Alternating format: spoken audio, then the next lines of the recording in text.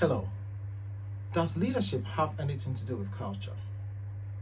Today, I want to just have a discussion with you on culture and leadership. I want to start this way. I want us to look at the autocratic leadership style, which was developed by or brought to us by Kurt Lewin. My name is Charles Podo, and welcome to Gamma University. I hope you're doing very well, and I look forward to having this lovely discussion with you. Your comments will be much more welcome, so please send me your comments so that we can, continuously develop this channel. The autocratic leadership style, developed by Kurt Lewin and Lippert and White, has been one of the leadership models that has been around for quite a while, since the 1930s. Kurt Lewin, interestingly, developed this leadership approach by working with children. His experiment was done on children, mostly boys, and he wanted to find out how the boys will respond to the various leadership styles. So in one group, he used the authoritative approach, and then the democratic, and then the laissez-faire style, and then got his two students, Lippert and White, to repeat the same experiment amongst children. And out of that experiment, we have those three leadership styles, which is the autocratic, democratic, and the laissez-faire style of leadership. But today I want to focus on the autocratic leadership style, because it has something to do with culture, but I want to have that discussion with you and find out what you really think about it. What are the characteristics of the autocratic leadership? Well, the autocratic leadership really focuses mainly on the use of power, right? Power to get things done. So as an autocratic person or leader, your main task is to ensure that things are done in an authoritative way. And you are the main person who actually dishes out the instructions. All the authority is vested in you. And when it comes to decision making, you are the only one who has to make that decision. So the power resides within you. Now, when can you use the autocratic style? And when is it really more appropriate? The evidence tells us that it's much more appropriate in situations where people are not very skilled. So when people are not very skilled, clearly you want to give them direction. You want to ensure that you are in control of what they are doing. So in such a situation, using the authoritative approach makes it much more relevant. In other situations as well, where there's chaos, there's no direction, the authoritative approach seems to work. In a crisis situation where there's no room for decision making by consulting others, the authoritative style seems to be much more appropriate. So it does produce results because there's an element of fear in it.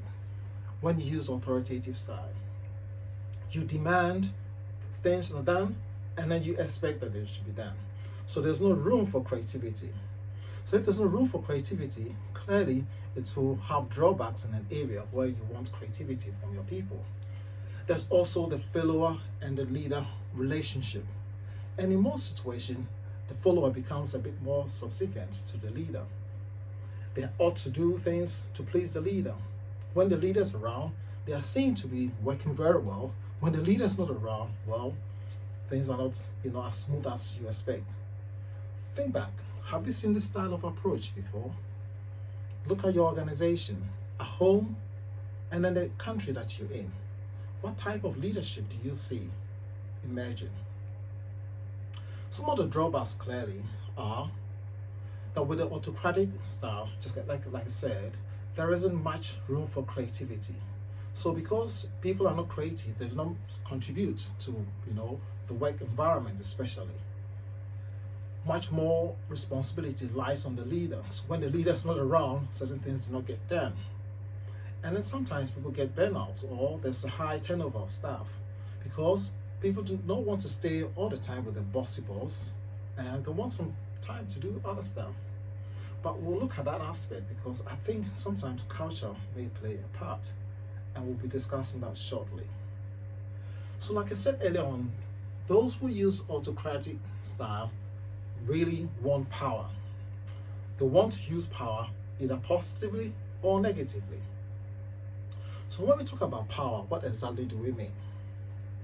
Well, French and Raven gave us 6 ways in which power can be used or can be studied. One of them clearly is about looking at legitimate power. When we talk about legitimate power, what exactly do we mean? We're talking about power that comes with your position that you've earned. All right. So if you are a director of an organization, well, legitimately, you've got power invested in you. And power is ability to get things done through people. So your position alone brings that authority, with it. So that's known as a legitimate power. Sometimes power can also be from rewards, where you have the ability to reward people for what they do. Now think about your own environment and think about home. Do you use that quite often, where you reward people for the things that they do to make you happy or to please you, or when you want something that's to be done? That is where rewards power comes in. So when you have the ability to reward someone, you've got the power.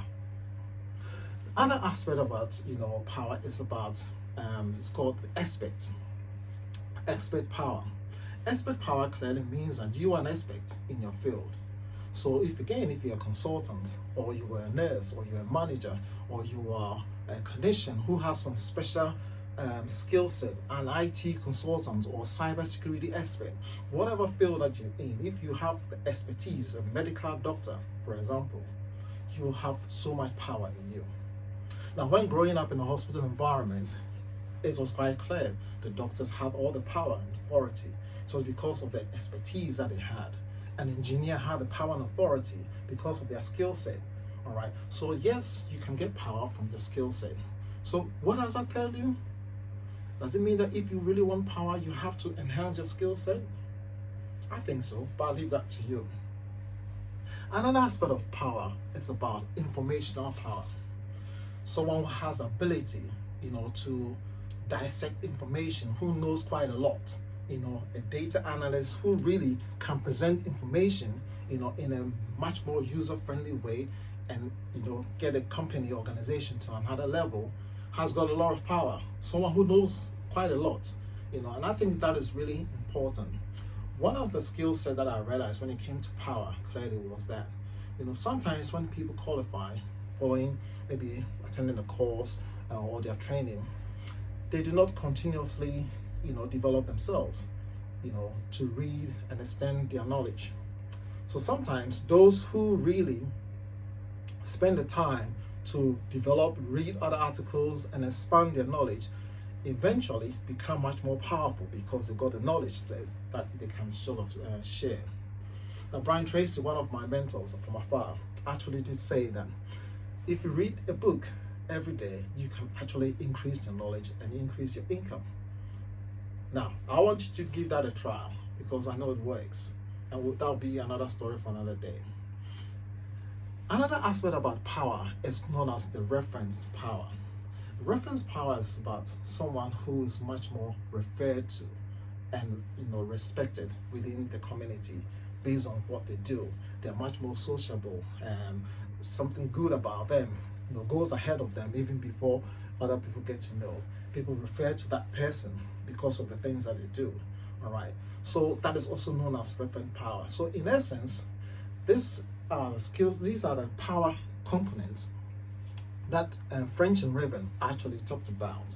And so if you're an autocratic leader and you want power, well, look at these skills and these 6 aspects of power that I've talked about.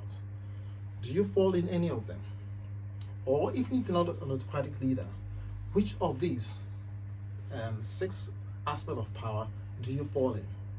Are you someone who actually thinks you use power because of your position? Someone who thinks you use power because you have the ability to reward? Or you believe you have the expertise, and so as a result, you have the power to lead other people? Or you got all the information that is needed, and as a result, you can actually instruct and boss people around? Well, that's up to you. I'll leave that to you to decide. Now, what I want us to look at, like I said earlier on, is the role of culture. How does culture play a part here? Now, interestingly, if you grew up in an area where the culture demands more masculinity, and demands more authority, then that's expectation that much more power will be vested in you. Because in a culture where there is respect for hierarchy, then of course it comes with power. You are expected to ensure that people follow your instructions when you give them. So if that's the case, most of the time, the proximity of power is much more distant. You know, your people and then yourself, the person who holds power, is much more distant. And people who are much more autocratic, you will not see them to be very sociable with those that they lead, because they believe that if the proximity from power is much more higher, then they have the ability to control those that they lead and then be able to ensure that tasks and goals are achieved. But in certain cultures, let's look at, for example, some of the African cultures where originally I'm from.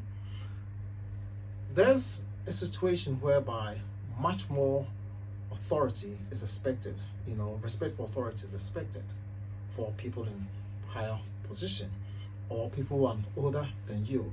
The culture expects that you respect people who are older than you. So what if people who are older than you are not telling you what is right? Well, what do you do? And it can be very difficult because you can't, in a way, challenge some of those, things and behaviors that people in authority do because of the culture aspect. And I think sometimes that can, have a detrimental impact on the way in which we lead people. So culture sometimes also, there are expectations, excuse me, the expectations that are required from you in leadership, either from the community or from home. So you find that when in situations people get into position of authority, there are demands that have to be met within the community and at home.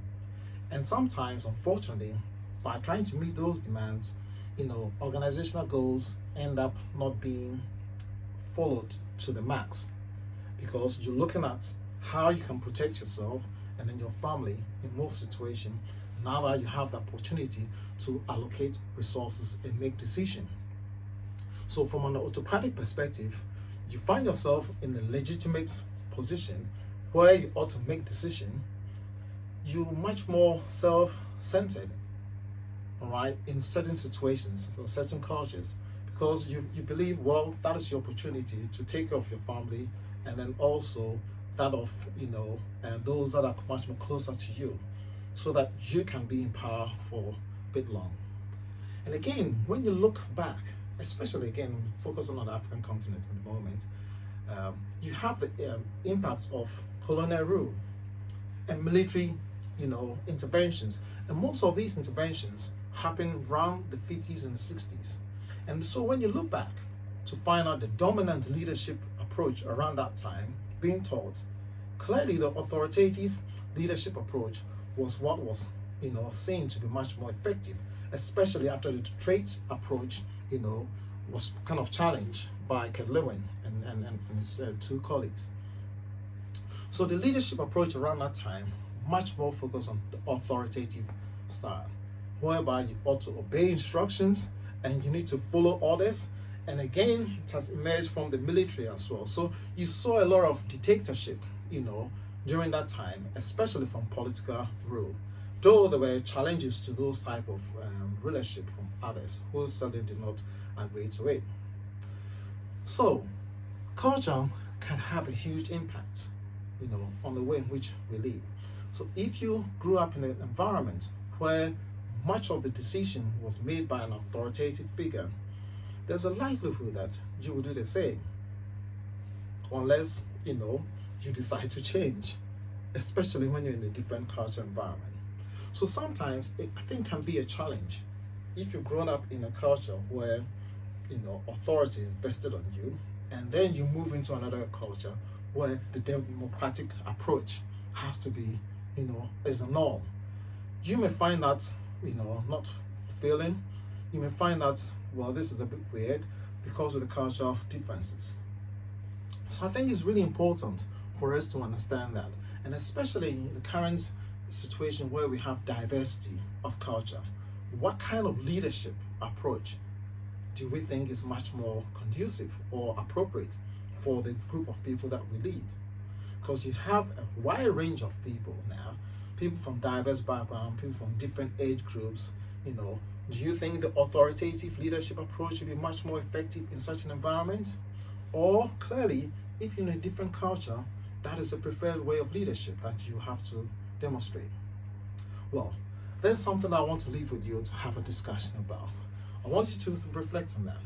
What do you think? How does culture make a difference in your leadership approach?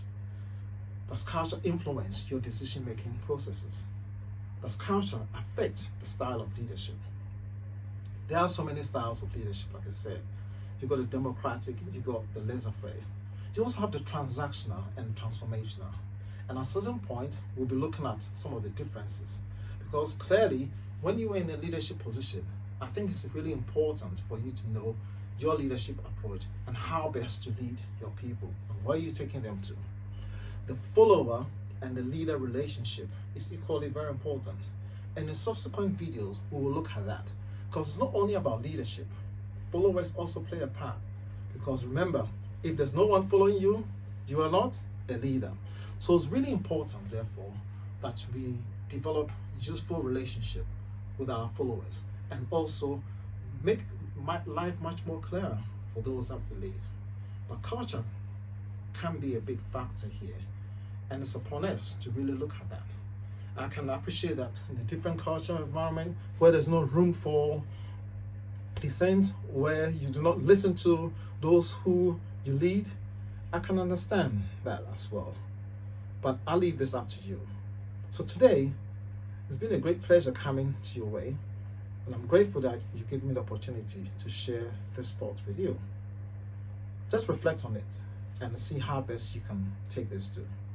And look out for to my other videos I'll be coming through, where I'll be looking at other culture aspects in relation to leadership and how we can use emotional intelligence and also managerial, practices and models.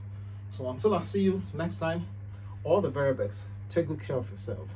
And if you've enjoyed this video, why not subscribe and give it a thumbs up? All the very best. Have a great day.